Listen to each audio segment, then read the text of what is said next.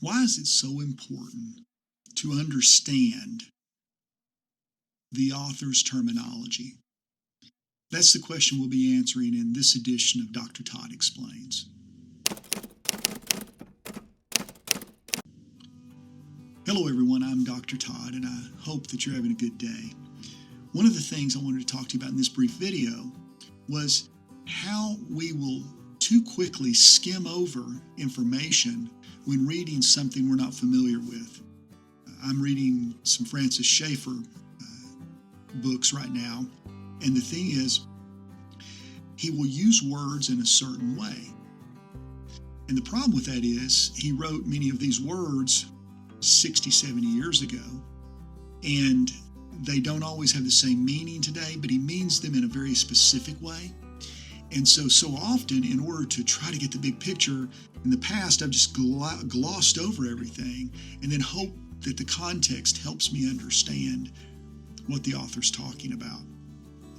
Well, one of the things that I've decided to do as I read through Schaeffer at this point is simply to slow down, and when I don't understand a term or how he's using a term, or if something seems confusing to me, I stop and I come to terms with the author.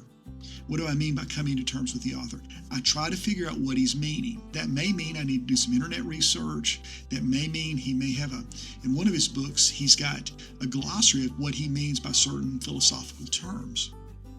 But it's important to do that so that you will be able to really get a feel for what he's talking about. It also provides a great foundation for you then to be able to see how he's building his argument, or this framework that he's talking about, whoever the author may be, Schaeffer in my case right now. And what it does is it adds not only depth to your understanding, but it helps you see the connections more quickly and at a deeper level. So, to kind of sum up what I'm talking about here, if you don't understand how an author's using a term, or if it seems to not cohere with how you're used to hearing that term being used, slow down and see if you can figure out what he's actually trying to say. Sometimes it's important to understand historical background. If you read the Puritans, for instance, they use language in a completely different way. It's almost like reading the King James Bible.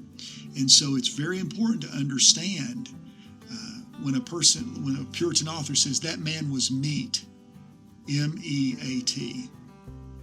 What does that mean? It doesn't mean that he's just muscle.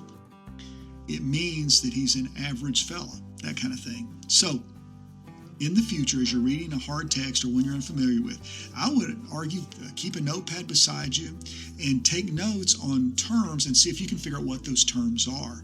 It'll definitely help you when you see the big picture, because what we're really trying to do here is not just to understand the essential assertions being made by the author. What we want to see is how the author builds his entire argument. He's building a home, and you want to be able to take a tour of that home so that you can truly appreciate his craftsmanship. If you have any questions, let me know. If you like these kind of videos, just leave a comment down. I'd like to interact with you. Don't forget to subscribe and hit that notification bell. God bless. Talk to you in the next video.